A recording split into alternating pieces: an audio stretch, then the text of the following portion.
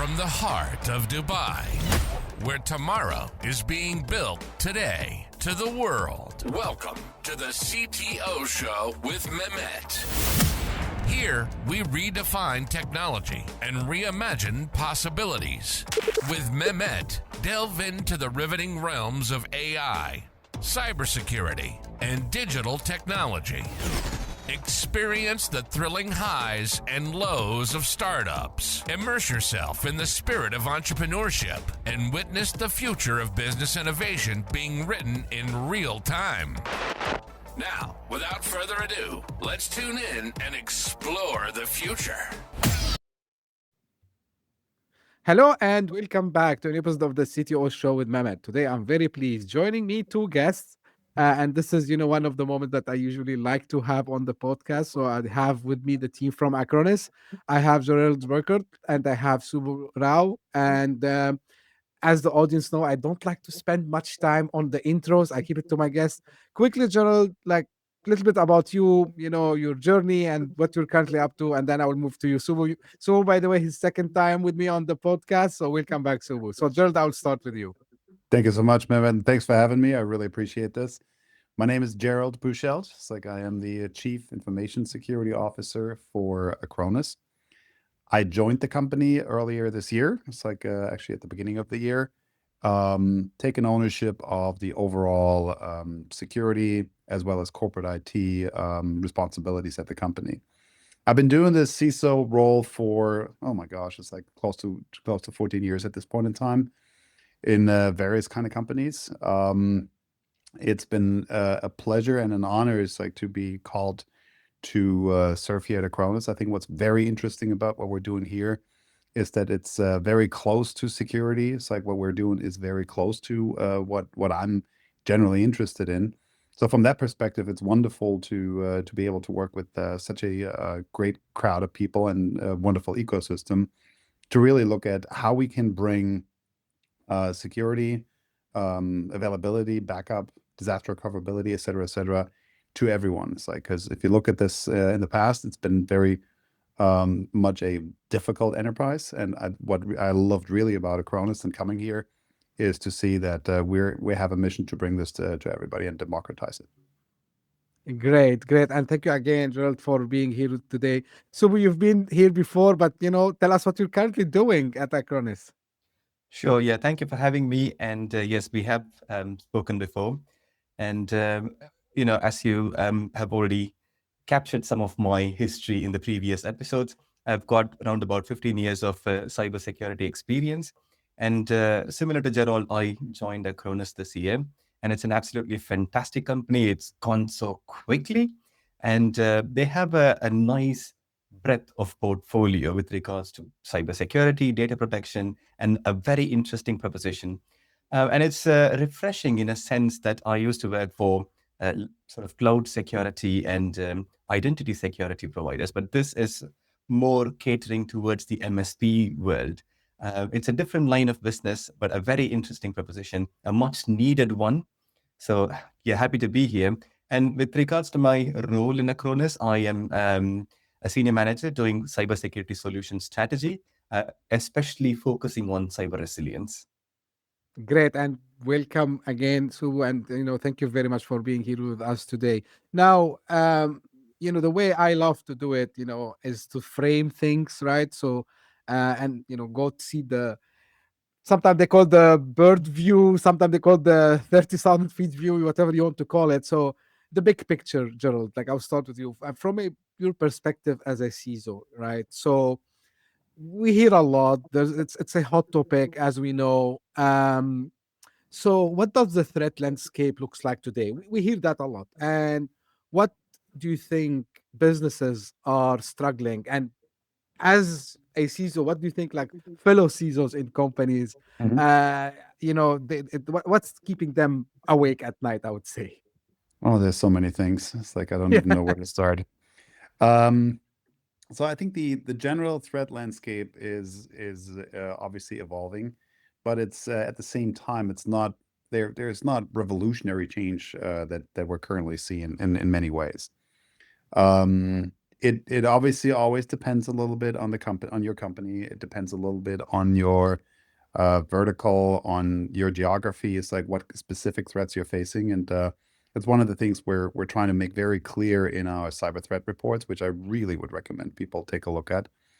It's like where we really break it down by region, by geography, and by other things. How the various types of threats that we are seeing in the internet are actually working against regular industries, against all of us. When we look around, it's like particularly in the small and medium business space, it's like I think ransomware is one of those kind of like things that has been at the top of mind for pretty much everybody now, because it's becoming the standard kind of way of delivering malware and then executing payloads on victim systems in order to affect crime. It's like which includes theft of data, theft of information, theft of it's like monies, etc., etc. So what should be really on top of mind for everyone at this point in time is to ensure that we get first the basics right.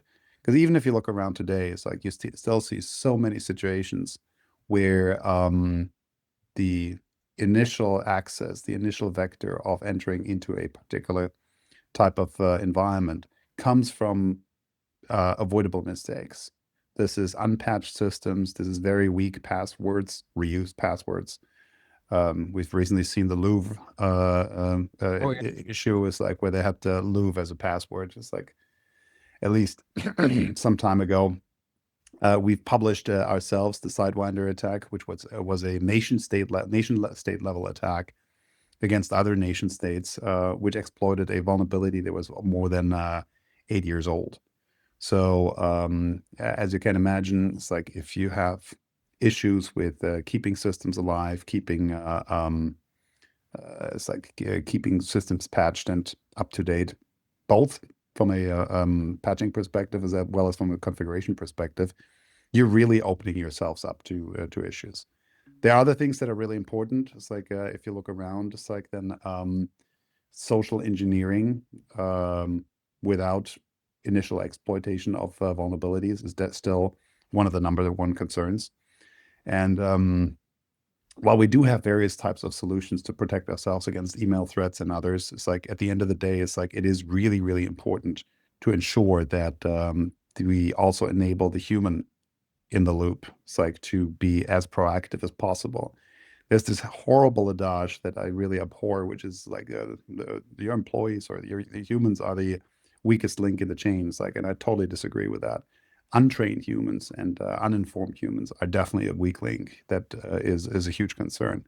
But if you have an employee base, a user base that is getting regular security awareness training, who are alert and who are participating actively in trying to find issues, then that's probably one of your best defenses. Great. So anything you want to add on this? Because I have a follow-up question to Gerald. No, please go on. Sure. Now, Gerald, like you mentioned a bunch of things which makes a lot of sense, and it looks like the things are getting complicated by the day. So, like for example, the AI, right? So, are you seeing it like as a more risk opportunity? Like, what's your point of view? Well, AI in reality is here, right? It's like, and it has been here for a while. It's like we've been already starting to see that that the adversaries, like the criminals, have been using AI very successfully in creating new malware, in creating spear phishing attacks at scale, et cetera, et cetera. So it's like ignoring AI happens at your own peril.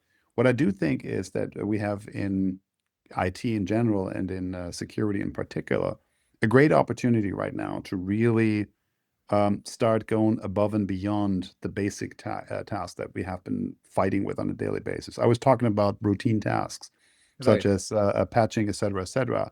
It's like vulnerability assessments, vulnerability scan assessments, et cetera, and those kind of things. Those are sometimes very labor-intensive tasks. They require specialized knowledge. They require people to go in and it's like scan large amounts of data, all of which can be done much more efficiently with appropriately trained agents. One of the things we really believe at Acronis and what we're building out right now is a comprehensive system which really leverages our long experience in AI in such a way that we are putting together agents, that we're putting together everything that is needed in order to further and further automate the SOC. At the end of the day, it's like the goal promised by probably everybody on the industry at this point in time is you'll have a fully autonomous SOC. It's like, I don't know really whether I want to have a fully autonomous SOC. There are certainly some situations where a fully automated AI agent could be and should be acting independently of human interactions. It's like their script, their excuse me, their situations where it's like it becomes very clear that certain actions need to be applied. But then there are others which are not, which are higher risk. And it's like I think the goal for making AI as useful as possible and as productive as possible is finding the right balance. On the one side, automating and it's like relying on AI capabilities as much as possible, but at the same time making sure that the risk implications are still being assessed by someone who's ultimately responsible for it, because you cannot sue an AI, at least not yet. And it's like I think that's really what it comes down to. Right. You mentioned also, Gerald, something about in the threat, cyber state, espionage, all the things. From your perspective, and this is really a question that sometimes, I think people, they think like only certain regions, they will be, we are living, let's say, in X region, so we don't have to care because why these guys even will think about attacking us, right? In your opinion, is there a difference in geography, or is it like same globally, as in the US, as in Europe, as in the Middle East where I am based, as in APAC? What you can tell us about these regional nuances, if there are any? Well, there's certainly differences in the region, right? It's like Western industrialized countries like the US or like Europe have fairly interesting and juicy targets from an industry perspective, from a capital perspective, et cetera, et cetera. So there's definitely a huge interest in being able to execute attacks against those kind of like targets. At the same time, it's like I would argue that especially those kind of countries have over the last couple of years significantly improved cyber defenses across the board. That doesn't mean that every company is there, but it's like there's definitely a significant an increase in awareness around security-related topics. Various regulations, both in the U.S. as well as in Europe, have contributed to that.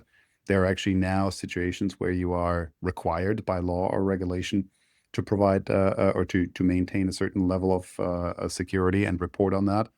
So those kind of like activities have really hardened those kind of targets considerably, leaving some of the other regions in the world less well defended.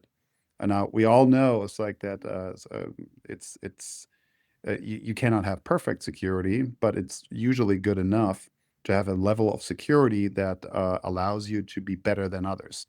If it's really, really hard to break into the house on the right side of the street, and the house on the left side of the street is like halfway open, is like has unsecured windows, guess what the burglar is going to do? It's like he's going to go to the house on the left side of the street, even if there's not quite as much money in there, or sorry, if it looks smaller. So I would say that everyone who is who owns information systems in some form or another, everyone who has data, has something that is valuable and that can be exploited for further attacks or for other activities. We've seen large botnets built out of home routers. Those are not high-value targets by themselves, but at the same time, it's like they're valuable tools for a cyber criminal to build a botnet and then it's like ultimately rent this out. Often enough, what comes along with an exploit like that is also a compromise of the local machine. This may include credential stealing. This may include access to sensitive accounts from individuals. So it's like the notion that it's like you're not really affected by it because you're in a different region or in a different vertical don't really apply. It's like there is, unfortunately, for every type of target, there is a criminal out there who's interested in you.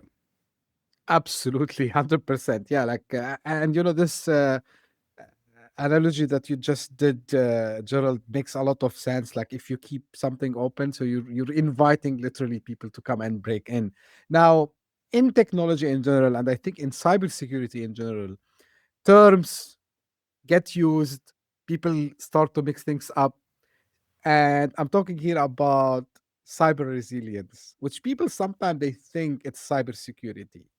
Now, from the expert yourself, Gerald, I would like to hear, your breakdown of these two terms and why they are not the same. Oh boy, it's like opinions divide, I would say. It's like Right. it's basically one of those areas where you really have sometimes marketeers, sometimes it's like thought leaders, sometimes just people it's like coming up with ideas and it's like then popularizing them, whether they make a lot of sense or not. I I want to give you just a personal way of like how I think about those things. Sure. It's like cybersecurity really describes a discipline of security that is particularly involved with the information domain, right? So it's like we're applying security principles which date back to basically ancient times. It's like in terms of defense in depth, in terms of various other kind of things. It's like that that are relevant, such as people, process, and technology. So all of those principles that we have learned from various types of security setups, such as military security and otherwise, are being applied to the information domain, which is separate from the regular world that we have around us. How that gets done and how that gets optimized with the kind of technologies that we deploy in the information domain, that is what I would call cybersecurity. So it's like that is really the application of the security principle of long established principles into the information domain. Cyber resilience is a term that has become popular. It's like, and what I typically associate with that, and I'm sure that I will have many detractors as I say this, but it's to me essentially the ability to fight through. So it's like, let's say you are under attack. Let's say there is an incident that is unfolding in some form or another in your environment. If you have built a program that implements solid cybersecurity principles, you should be able to have a high degree of cyber resilience during those attacks by employing multiple layers of defense, by having redundant systems, by having the ability to recover very quickly in case a system gets degraded or destroyed during an attack. So I think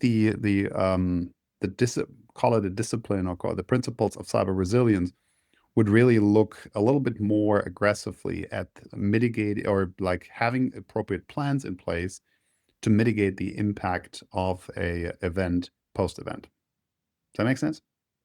Absolutely makes sense. And again, when your definition of resiliency made a lot more sense to me because again, like when if you are, and cyber attacks are like war, right? So if you are, you know fighting in the battlefield, so the resilience is like how you go through that attack, right? And how far you can stand there. Now, some of the question for you, and I know like you work closely with your channel, like your partners and the MSPs. What's your take on cyber resilience and how you're seeing that resonating with MSPs, managed service providers, and enterprises alike? Yeah, sure. Like Gerald mentioned earlier, the way I would sort of split cybersecurity and cyber resilience as equal to halves. So everything that you do up until an incident would all be cybersecurity. So that will be detect, uh, protect, mitigate an incident. That will all be cybersecurity measures. And anything that you would do from an incident onwards, so let's assume the inevitable happens, the incident happens, or the attack happens. How do you respond, recover, and adapt? So that would all be cyber resilience. And with regards to MSPs, it gives them a very unique sort of target area to sell their business. Because if you think about it, 5 seconds of downtime for a finance or a um, or a healthcare industry is not the same as 5 seconds of downtime for a logistics company. So service continuity and business continuity is extremely important for these businesses. And what MSPs have started doing is not just monetizing on the cybersecurity portion of things, which is to fortify the environment, work on cloud security, work on perimeter security, user security, device security, but also monetize on the resilience bit. So if the inevitable happens, how quickly can you bring you back to normalcy? So that's where I see the two sides of monetization techniques that MSPs are using at the moment. And again, like you mentioned earlier, it also depends on the exposure factor, which is literally the geography, right? So the exposure factor for downtime in Japan is maybe you're more prone to earthquakes. The one Right. in US, maybe you're more prone to hurricanes and tornadoes.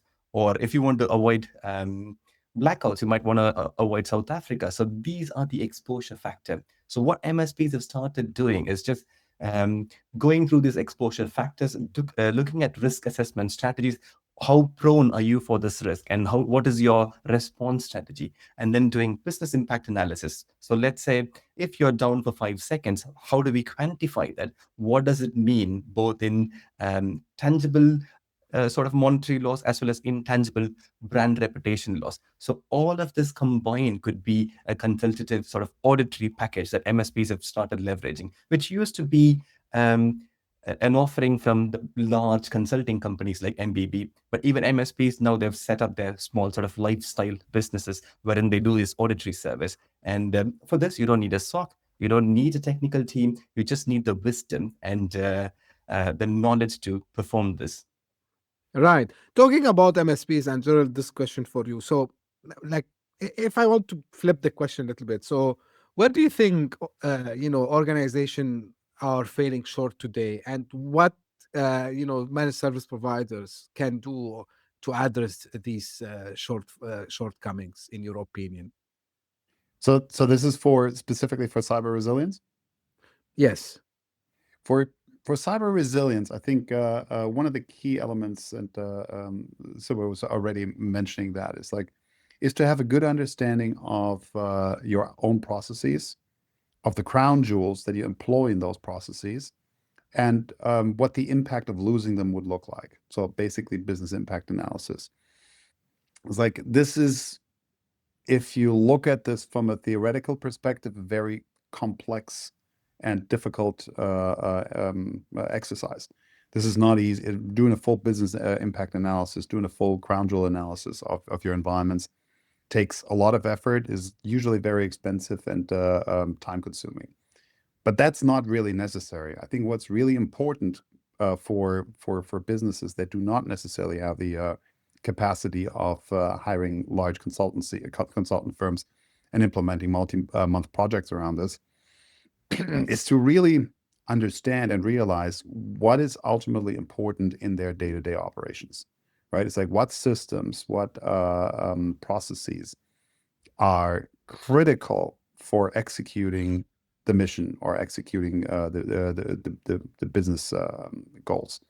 And it's like, that is typically something that a head of IT or a good partner manager from a MSP will be able to answer.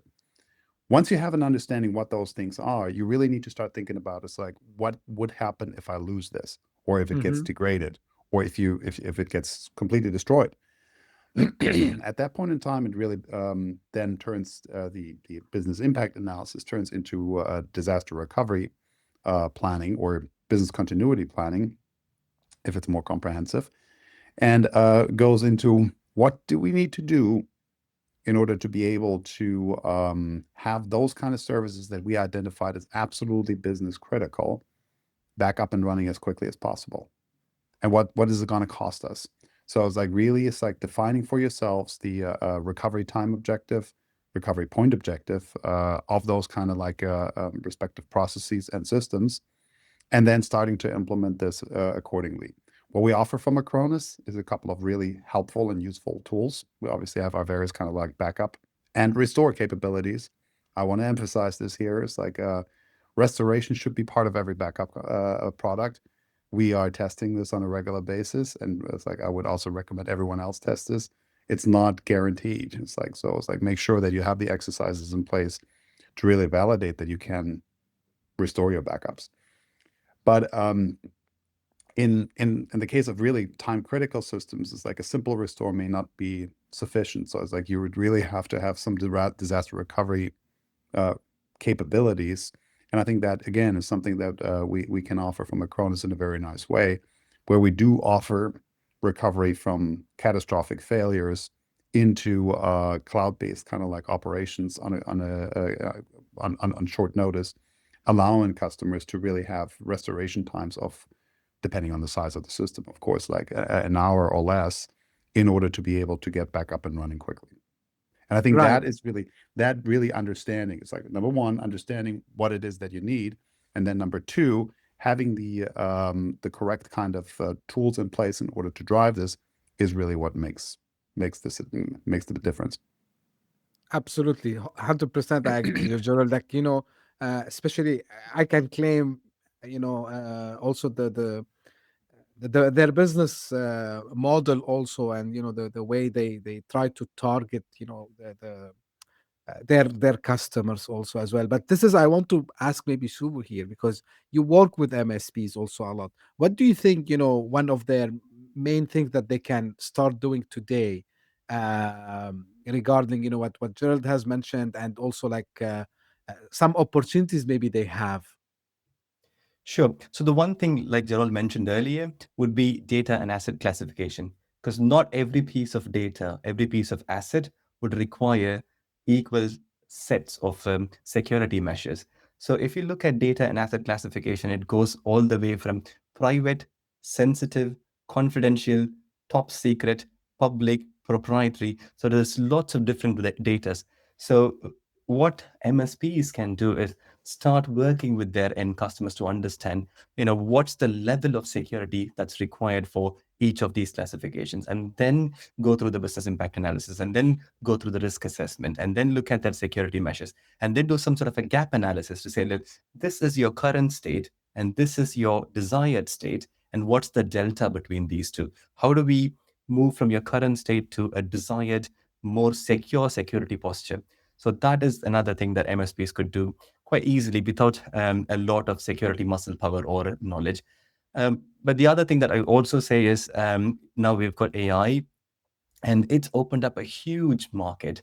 So like Gerald mentioned earlier, Acronis is open to AI agents. So we already have our MCP server, which is the communication protocol, which enables agents to speak to Acronis. So that's made available for MSPs to sort of create and craft their own agents to interface with us, to talk with Acronis, and build their own sort of agentic AI toolkit. So it gives them a chance, a market that is still untapped, I would say, at least to a certain degree. So there is this early mover advantage, and I would encourage MSPs to look into this area. Great. Now, Gerald, I'm gonna put you in a position. Imagine you joined a board, right? And you're advising them, right? So where do you think they should start with the whole best practices and frameworks that they should implement in their organization? Well, it depends, as always, right? So it's like there is no singular blueprint. There is no singular silver bullet or whatever you want to call it. It's like, oh, it's like I do those 3 steps and then I'm done Mm-hmm. with my security program. I think what's really, really important is to understand the overall objectives of the business and how security fits into this, right? It's like, generally speaking, most modern companies do rely in significant ways on their IT systems, on their information technology systems. So protecting those is going to be very critical. But there's a huge difference in terms of your sensitivity to this if you are a, I don't know, it's like a corner shop that is operating a cash register and some back office software versus say attorney's office versus a medical facility that actually has maybe even OT environments on premise that are serving patients. So really understanding your risk tolerance and your risk appetite, which you also should have in order to make sure that you can grow your business. So in understanding that corridor between risk tolerance on the one side and risk appetite on the other side is probably the first step to really come to terms with how you should start. The second step is obviously then it's like as I was saying, it's like you may be operating in regulated industries such as healthcare or so. Understanding what the legal framework looks like. Do you have specific obligations? Many companies, almost all companies, I would argue, are doing some form of business with Europe, and as such have already obligations under GDPR and other European regulations. Similar things are true for other parts of the world with respect to doing business with them and the applicable law. So understanding the regulatory environment and how that already affects what you need to do is very critical as well. And once you have those two things in place, your risk profile on the one side, as well as the regulatory requirements on the other side, you can start putting together a plan in terms of like how to implement this. By then, it's like you already know roughly what kind of controls you need to put in place, what kind of things, because there are tons of frameworks out there. I'm not advocating right now for this cybersecurity framework per se, or ISO, or any of the other ones. It's like all of those frameworks have their place and their time. They tend to be very useful for making sure that you're not forgetting something. But I also want to warn people, it's like not to start with a compliance framework, but instead start with the notion of it's like, how can I build a secure system? The compliance frameworks are going to be extremely useful to make sure that you're not forgetting something. But if you just go line by line in a compliance environment and like tick off the box, oh yeah, it's like I installed antivirus. Hooray, I'm done. Oh yeah, I installed a backup piece of software. Oh, okay, I'm done. Ultimately, it's like they're not going to do you any good. So it's like the goal here really is to start thinking about your environment, start thinking about what kind of like business environment you're in, match those things together, and then put together a plan. And I think MSPs and MSSPs or security professionals in general can really be very helpful in that, because it's like this is something we do on a day-to-day basis, and that is where we can come in as experts and really assist the business decision makers in terms of like making those decisions. And that's how it should be, because often enough, well, security is like, what do you approve? Security people, what do you approve for doing X, Y, or Z? The answer is always going to be it depends. It depends on how you want to run your business. So it's like finding that fine balance between what is needed on the one side and what can be compromised on the other side in order to drive the business is critical important. It's reminded me, and what you mentioned, Gerald, we've seen it like even in areas outside the cybersecurity, in technology in general, where people they think, okay, for example, digital transformation, and I always had these discussions with CIOs and consultants and everything. Like, yeah, we moved to the cloud. That's it. We did the thing. So I think in cybersecurity it's the same thing, and it's not like a one-time thing. Now, because you mentioned about, and I'll not go ask about specific frameworks, as you said, because it depends. But you know, and similar to what's happening with the AI, so cybersecurity, cyber resilience, I think it start to be more and more discussed in the board, and majority of the board members are non-technical. They are business people, right? It's not a loaded question per se, but I thought like I can merge it into one question.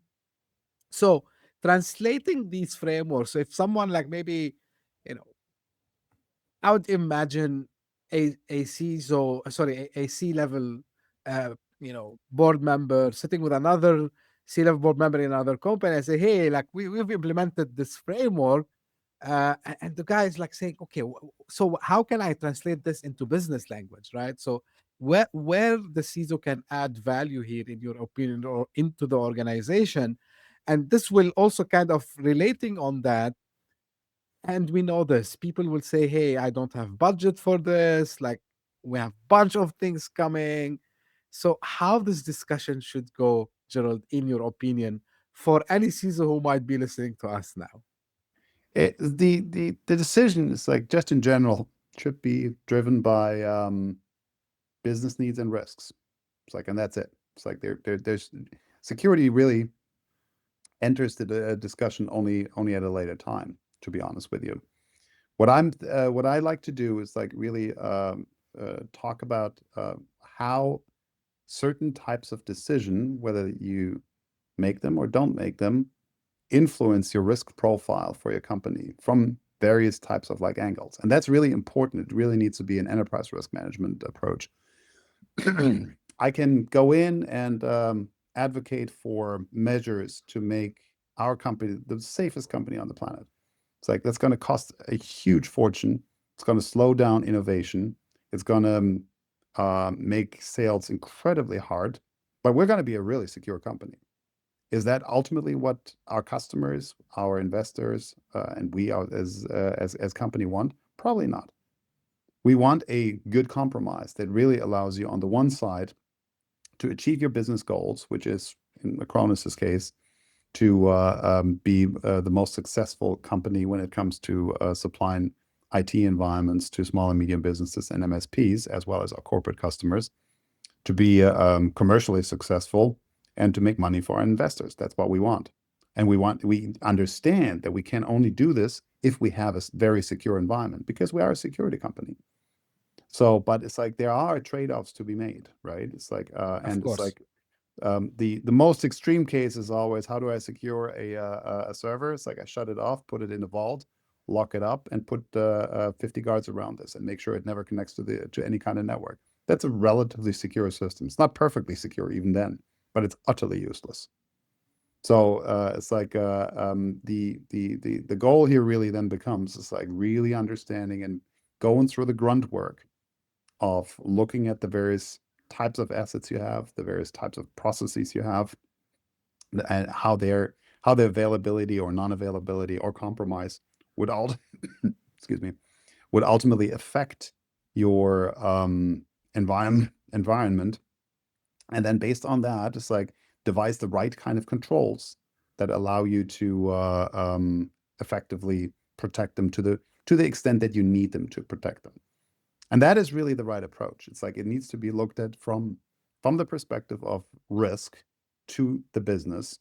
And based on that, it's like the investment needed in order to do so. And then obviously the counterbalance is like, if I invest so and so much money into security, what am I not investing money in? What am I foregoing? And those kind of decisions cannot be made exclusively by security. Actually, I think they should never be made by a security team or a compliance team. But instead, it's like, security and compliance need to become the trusted advisors that help the business decision makers, the CEO, the board, to understand implications of going down one path or another, and then figuring out what the right approach is. If you're an early stage company and a market share and growth is most critical, you may want to compromise a little bit on security. It's like, that is a fair and valid decision, because if you don't have a product or if you don't have a market share, it's like, then it doesn't really matter. It's like quite that much. It's like, if you're the securest company or not. At the same time, it's like, if you do have a large customer base, you want to make sure that you're not risking that business. So I was like, that kind of balance becomes important. Very logical, I would say. So from your perspective, like, and your experience in the domain, like, anything you would advise, maybe, through MSPs or through the channel partner, for any frameworks, maybe any specific best practices that their customers can start with.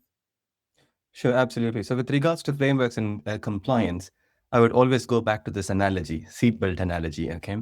So think of compliance as seatbelts. So 20 years ago or 15 years ago, seatbelts were more sort of advisory. but now it's mandatory. There is no escape.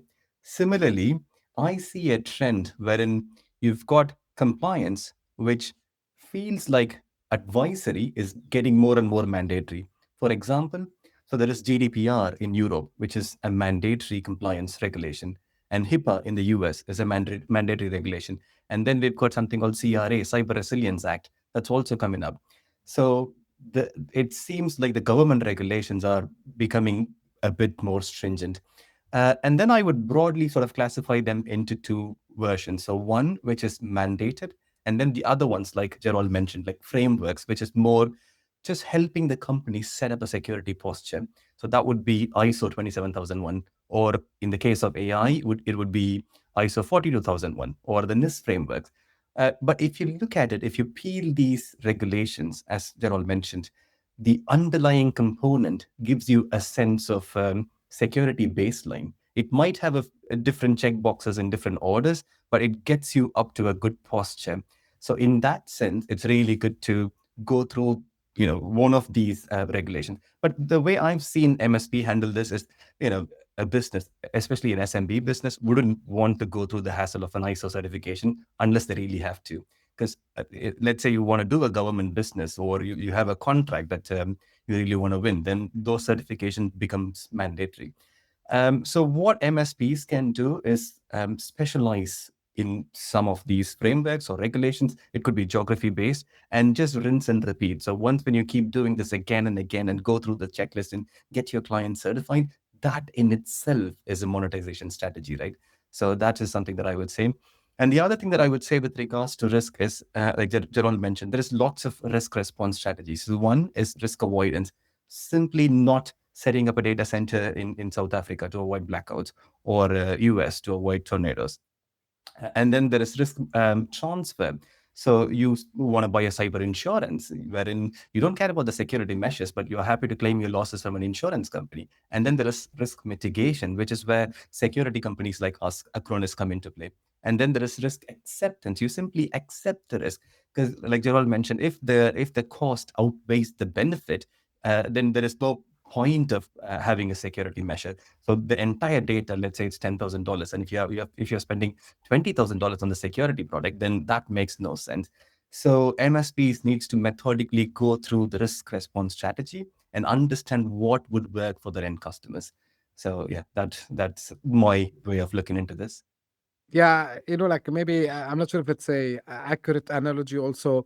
It's like when you want to order something from abroad, and the shipping cost is higher than the product itself if you want to get it, and then you do the compromise, like, yeah, or like, for example, you ask for a insurance policy for your car, and your car, like, I don't know, it's maybe 30 years old, and they give you a price. Maybe if you sell the car, you would get more money on that.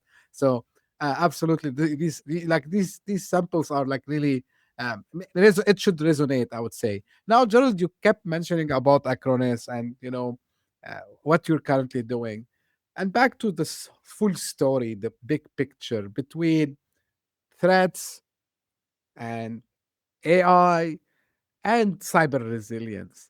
Like, what's the forefront that Acronis get to the market to differentiate? Because, to be very frank with you, we hear, and you said, like, there's a marketing bubble about the whole thing. So what makes Acronis approach this whole thing in a different way? I think what's really important is like we understand the threat landscape. We have the Acronis True Security team, which is really a research unit that analyzes very closely. It's like what the threat landscapes specifically for smaller companies, specifically for MSPs, look like, and fine tune essentially our strategy to meet those kind of things. It doesn't make a lot of sense for many of our customers to defend against some of the most arcane 0 days in OT systems that have been surfaced, it's like, or not surfaced, or what have you, because they don't have those systems. So why bother, right? So it's like, I think we've taken a very pragmatic and practical approach to bringing the best kind of cybersecurity that is relevant for our customers, for our partners, at an extreme cost advantage. So it's like, I think we're We're very scalable. We are already or have already had a lot of experience deploying AI, both in our development practices as well as in our products. We are offering a very comprehensive roadmap that includes AI capabilities for scaling. And I think that's really ultimately what it comes down to. It's like productivity of the employees, both at the at the partner level as well as the customer level, are critically important. And that is something where AI can be incredibly helpful. It's like if you are managing as an MSP today, maybe 250 or 300 endpoints per technician, you can scale this up with AI easily to 400 and more, 500 and more. And I think that goal is really what we're after. It's like to enable our customers and our partners to be much more productive with the kind of AI technologies we are providing, and as such, really contributing to the bottom line and in meaningful ways. Right. So what you're seeing from your side, like what's resonating with your partners and in the market in general? Sure. And also from my experience, I work for enterprise security for a while now. So if you look at resilience, it's built on several levels, right? So let's take a simple device. It starts with dual power supply. So that in itself is resilience.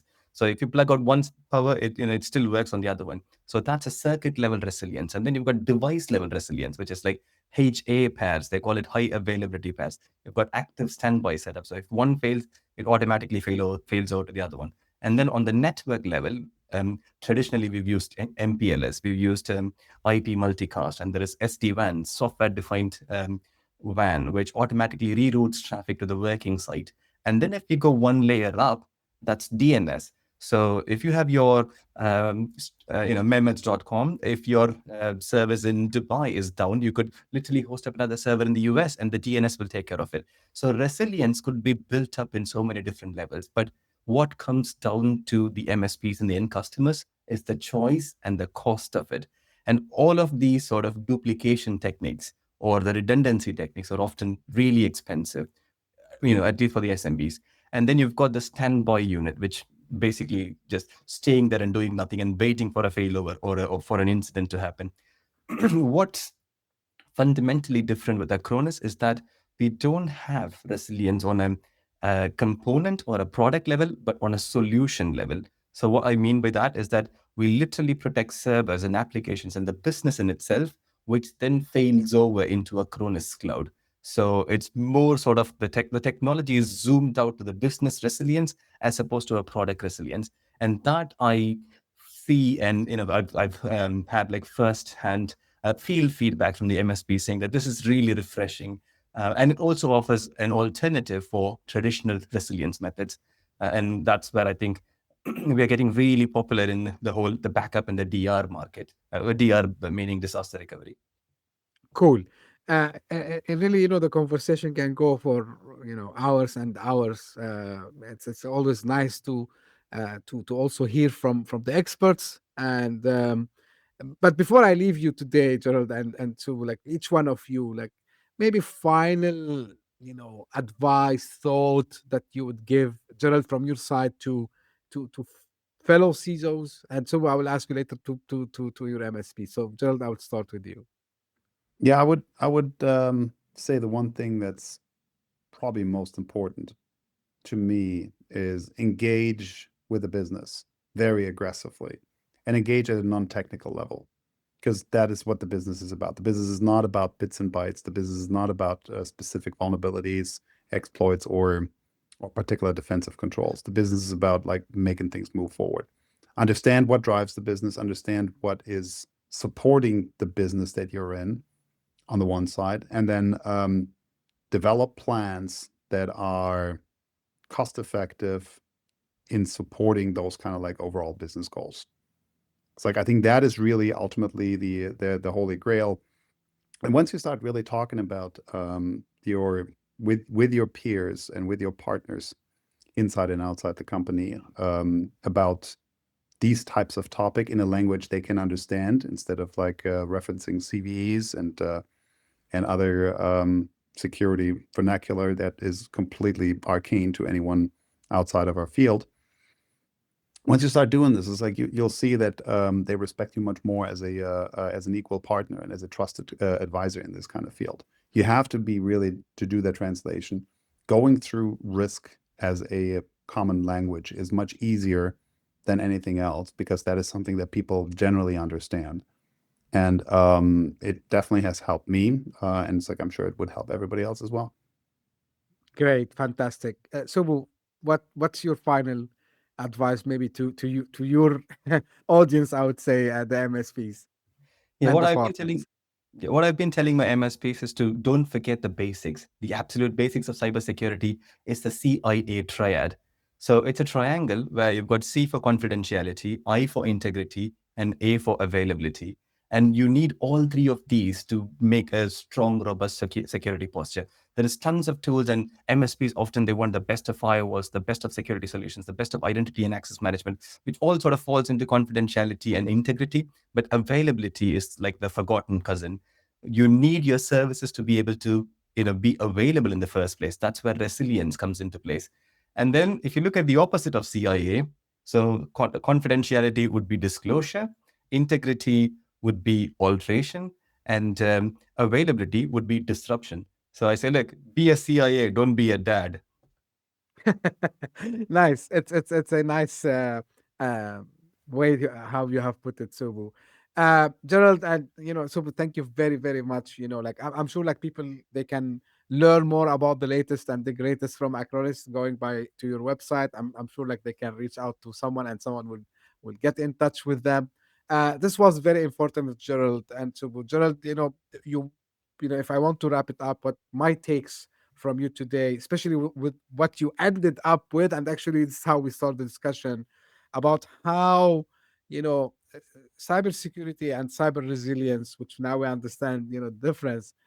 It's like it's here and we need to take care of it. And as executives, we need, as you said, to talk the business language. We need to let them understand why it's important. And also, one of the important things I think from this discussion today is about how it depends from industry to industry and how you assess your own risks and then you take the decision to invest what it matters, like if I want to take it this. So but what I took from you is like about this opportunity now for MSPs, managed service providers, and resellers to change the game with the AI and all the things that are coming with the AI, how they can add the value there, how they can take this consultative approach also as well. And of course, utilize Acronis technology to offer this full platform. As you mentioned, it's not like point solution, it's end-to-end cyber resilience. So thank you for sharing your thoughts with us today. I really enjoyed, and this is how I end my episode. This is for the audience. If you just discovered this podcast by luck, thank you for passing by. I hope you enjoyed it. If you did so, give me a favor, subscribe and share it with your friends and colleagues. And if you are one of the people who keeps coming again and again, thank you for the loyalty, thank you for the support. Thank you for keeping the podcast this year, the whole 2025, in the top 200 Apple Podcast charts across multiple countries. So we keep jumping from one country to another each week. And this cannot happen without you. So thank you very much for the support. And as I say always, stay tuned for a new episode very soon. Thank you. Bye-bye. Thank you, Mehmet. Thank you. Hit that subscribe button, share the show with your tech-savvy friends and fellow entrepreneurs, and leave us a review on your favorite podcast app. Your support means the world to us.